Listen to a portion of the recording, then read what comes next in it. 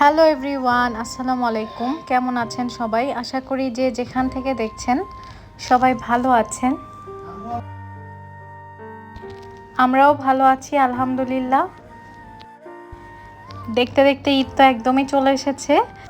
তো আমার বাসায় তো ঈদের একদম লাস্ট মুহূর্তের যে প্রস্তুতি সেগুলো চলছে। তো আপনাদের কি অবস্থা?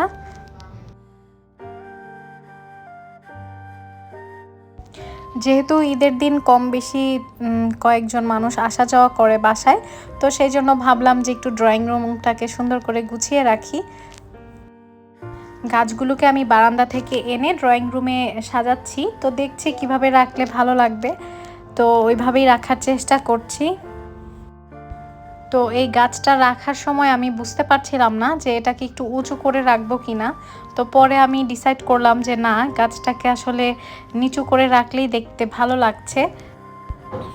আমার গাছ রাখার এই বাঁশের যে স্ট্যান্ডটা, এটা তো আমার খুবই পছন্দের। আপনাদের কেমন লাগছে একটু কমেন্ট করে আমাকে জানাবেন।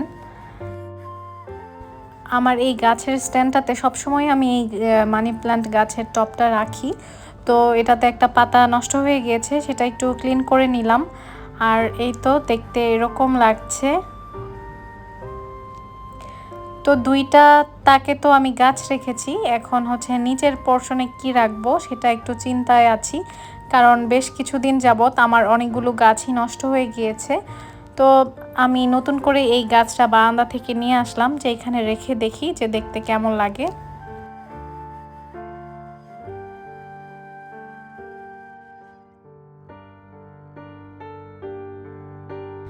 গাছটা যেহেতু আমি মাত্রই বারান্দা থেকে এনে এখানে রাখলাম, সেই জন্য পাতাগুলো একটু এলোমেলো হয়ে আছে, কিন্তু একদিনের মধ্যেই কিন্তু এই পাতাগুলো আবার সুন্দরভাবে সেট হয়ে যাবে। আর যতটা সম্ভব আমি চেষ্টা করছিলাম হাত দিয়ে একটু ঠিক করে দেওয়ার। এই গাছটার নামটা আমি ঠিক জানি না, তবে এই গাছটা একটা অত্যন্ত চমৎকার একটা গাছ, মানে কোনো ধরনেরই যত্ন করতে হয় না, আর খুবই দ্রুত বড় হয়। আমি জাস্ট কয়েকটা ডাল ছিল আমার, এই ডাল থেকে আমার এখন এই পুরা টবটা ভরে গিয়েছে। তো আসলে দেখেও খুব ভালো লাগে যে গাছটা এত তাড়াতাড়ি বড় হয়ে যাচ্ছে, মাশাল্লাহ। তো এখন আমি আপনাদেরকে এই স্ট্যান্ডটার যে ফাইনাল লুক সেটা দেখিয়ে দিচ্ছি। ভিডিওর এই অংশে এসে আপনাদের কাছে একটা রিকোয়েস্ট করতে চাই যে যারা যারা আমার আজকের ব্লগটি দেখছেন তারা প্লিজ আমার ব্লগটিতে একটি লাইক করে তারপর দেখা কন্টিনিউ করবেন। আর যদি আমার চ্যানেলটিকে এখন পর্যন্ত সাবস্ক্রাইব করে না থাকেন, আর আপনার যদি আমার লাইফস্টাইল ব্লগ দেখতে ভালো লাগে, তাহলে প্লিজ চ্যানেলটিকে সাবস্ক্রাইব করে দিবেন। আর এখন আমি যেই আর্টিফিশিয়াল ফ্লাওয়ারগুলো দিয়ে এই পিতলের কলসটাকে সাজাচ্ছি, তো সেই ফ্লাওয়ারগুলো তো আমি কিছুদিন আগে আপনাদেরকে দেখিয়েছিলাম যে আমি এগুলো অনলাইন থেকে পারচেস করেছি। আর এই পিতলের কলসটাও কিন্তু আমি আমার আগের ব্লগে শেয়ার করেছি। এটা আমার শাশুড়ি দিয়েছে, এটা তার বিয়ের সময়কার, তার বাবার বাড়ি থেকে শ্বশুরবাড়িতে যখন আসছিলেন তখন অনেকগুলো এরকম কলস দিয়েছেন, তো সেখান থেকে সে আমাকে একটা দিয়েছে। তো এই কলসটাকে আমি একটা ফুলদানি হিসেবেই ব্যবহার করছি। তো যেহেতু একদম লাস্ট মুহূর্তের কাজ করছি আমি, তো যেই কাজগুলো আমার বাকি আছে করা হয়নি এখনও, সেগুলোই কিন্তু সেরে নিচ্ছে একটু একটু করে। মোটামুটি সব কিছুই করা হয়ে গিয়েছে, টুকটাক যেগুলো বাকি আছে সেগুলোই করছি। আমরা যারা গৃহিণীরা আছি তারা যদি কোনো গিফট পাই, আর সেটা যদি হয় ঘর সাজানোর কোনো কিছু, তাহলে তো আর কোনো কথাই নেই।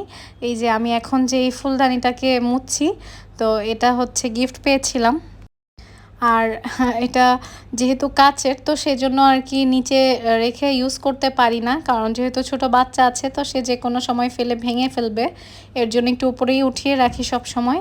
আর বেশ কিছু ধুলো ময়লা জমে গিয়েছিল, তো সেগুলোকেই পরিষ্কার করে নিচ্ছি। এখন পর্যন্ত যারা যারা আমার সাথে আছেন, তো তারা কোথায় কোথায় ঈদ করছেন ভাইয়ারা আপুরা, প্লিজ কমেন্ট করে জানাবেন। একটাই দোয়া যে সবাই সবার প্রিয় মানুষদের সাথে আনন্দে ভালোভাবে সুন্দর করে এই ঈদটা পালন করুক, আর আল্লাহ যেন আমাদের সবার কুরবানি কবুল করে নেয়। তো এই তো আর্টিফিশিয়াল ফ্লাওয়ারগুলোকেও মুছে নিয়েছি। তো এখন এইগুলোকে টবের মধ্যে সুন্দর করে রেখে আমি এখন এটাকে উপরে আবার উঠিয়ে রাখবো। এবার ঈদটা আমি আমার বাসাতেই করছি, কারণ রোজার ঈদে হচ্ছে শ্বশুরবাড়িতে গিয়েছিলাম, তো ভাবলাম যে কোরবানির ঈদটা নিজের বাসা থেকেই করি। ঈদের আগে তো বাসায় হাজারটা কাজ থাকে, তো সেই কাজের ফাঁকেও যে ছোটোখাটো যে ক্লিনিংয়ের কাজগুলো আছে, তো সেগুলো একটু টুকটাক করে করে নিচ্ছি। আর এই ডাইনিং টেবিলের কথা কি বলবো, প্রত্যেক বেলায় বেলায় তো এটাকে ক্লিন করতে হয়, কারণ খাওয়ার আগে খাওয়ার পরে সবসময় এটাকে মুছে পরিষ্কার পরিচ্ছন্ন রাখতে হয়। পুরো বাসার অন্য সব কিছু ক্লিনিংয়ের কাজ শেষ হয়ে গিয়েছে, শুধুমাত্র এই ডাইনিং এরিয়ার ক্লিনিংয়ের কাজগুলোই বাকি ছিল, তো সেগুলো করে নিচ্ছি। আসলে খুঁটিনাটি কোথায় কি পরিষ্কার করতে হবে সব কিছুই দেখে দেখে করে নিচ্ছি। কিছুক্ষণ আগে হচ্ছে ফ্যানটাও ক্লিন করে নিয়েছি অফ ক্যামেরায়। আসলে সব কিছু তো আর ভিডিওতে দেখানো সম্ভব না, যতটুকু সম্ভব ততটুকুই আর কি দেখাচ্ছি। আমরা যারা ইউটিউবে এরকম ব্লগ বানাই তারা জানি যে আসলে কতটা পরিশ্রম করতে হয় একটা ভিডিও মেকিংয়ের জন্য। আর যখন অনেক গভীর মনোযোগ দিয়ে কাজ করা হয় তখন তো আসলে সব সময় খেয়ালও থাকে না যে ক্যামেরাটা একটু অন করি। অলমোস্ট আমার ডাইনিং এরিয়াটা ক্লিন করা হয়ে গিয়েছে। তো বেসিনের উপর কিন্তু আরও অনেক গাছ টাছ ছিল, তো আমি সেগুলো সব সরিয়ে দিয়েছি। তারপর চলে গেলাম বাজারে। তো বাজারে এসে অনেক মাছ দেখতে পাচ্ছি, তো আমি আজকে হচ্ছে রূপচাঁদা মাছ নিব।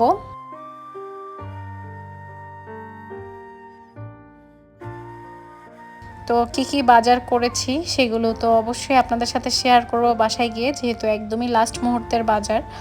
তো এই তো এখানে কিন্তু আমি অনেক কিছুই বাজার করে নিয়ে এসেছি, যেহেতু বেশ অনেক দিন ঈদের পরে হচ্ছে দোকানপাট খুব একটা খোলা থাকবে না, বা আমি যেখানে বাজার করি সেটা খোলা থাকবে না। তো সেই জন্য আমার একদম প্রয়োজনীয় যা যা আছে সব কিছু একটু ভালো করে দেখে শুনে নিয়ে এসেছি।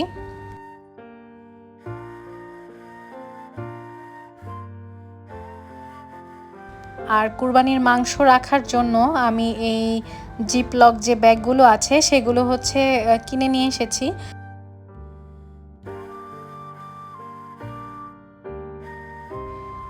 তারপর হচ্ছে আমি কিছু লত্তি কিনে নিয়ে এসেছি। আসলে ঈদের সময় দেখা যাবে যে একটানা গরুর মাংস খেতে খেতে যখন আর ভালো লাগবে না, তখন এগুলো দিয়ে কিছু একটা করে খাওয়া যাবে, এর জন্য কিছু তরকারিও টুকটাক নিয়ে এসেছি।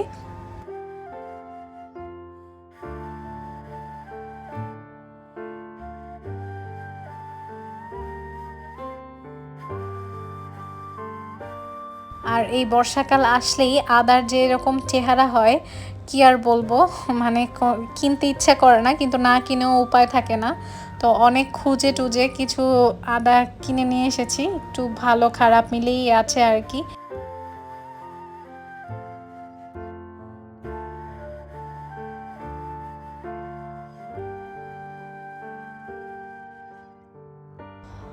এই যে 3 ক্যারেট আম দেখতে পাচ্ছেন, এগুলো হচ্ছে আমার শাশুড়ি পাঠিয়েছেন, তার বাগানের আম।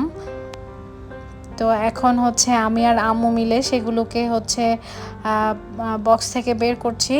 আসলে কি হয়েছে, আমার শাশুড়ি হচ্ছে কুরিয়ারে যে নাম্বারটা আমার নাম্বারটা দিয়েছিলেন সেটা হচ্ছে তিনি ভুল লিখেছিলেন। তো সেই কারণে 5টার দিকে কুরিয়ারের চলে আসলেও আমাকে কিন্তু ফোন দিচ্ছিল না। তো আমি অপেক্ষা করতে করতে রাত 8টার দিকে পরে আমি আমার হাজব্যান্ডকে বললাম যে কি ব্যাপার, আম্মু তো আম পাঠিয়েছে গতকালকে, এত তো দেরি হওয়ার কথা না, এখন পর্যন্ত তো কোনো ফোন আসলো না। পরে হচ্ছে আমার শাশুড়ির কাছে আবার হচ্ছে সেই যে কুরিয়ারের রিসিপ্টটার ছবি পাঠাতে বলেছিল, তারপর সেই রিসিপ্ট দেখে বুঝতে পারলাম যে ওখানে হচ্ছে ফোন নাম্বার ভুলের কারণে মেবি ওনারা ফোন দিতে পারছে না। তো পরে আমাদের বাসার কাছে যে সুন্দরবন কুরিয়ার সার্ভিসটা ছিল সেখানে গিয়ে আর কি আমাদের আমগুলোকে আমরা নিয়ে আসি। তো যেহেতু অনেকটা সময় এরকম বদ্ধ অবস্থায় ছিল, বুঝতেই তো পারছেন যে আমগুলোর অবস্থা কি হতে পারে। তো যাই হোক, তারপরও মোটামুটি ভালোই ছিল, যেহেতু অনেক আম। তো সবগুলোকে এখন খুলে নিয়ে ফ্লোরে বিছিয়ে দিব যাতে করে আমগুলো আর নষ্ট না হয়।